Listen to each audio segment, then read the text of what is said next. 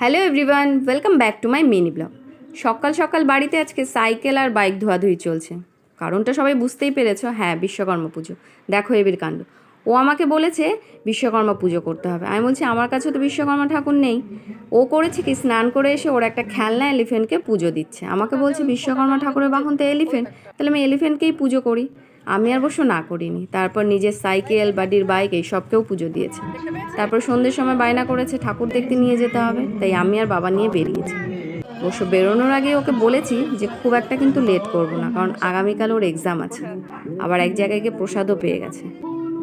তখন তো মেনে নিয়েছে, কিন্তু একটার পর একটা তারপর ঠাকুর দেখেই যাচ্ছে। খালি বলছে আর একটা ঠাকুর দেখে আর ওর পোষাচ্ছে না। তারপর বাড়ি ফেরার পথে ভাবলাম একটু মিষ্টি নিয়ে যাই।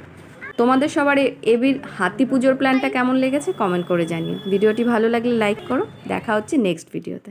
Bye bye.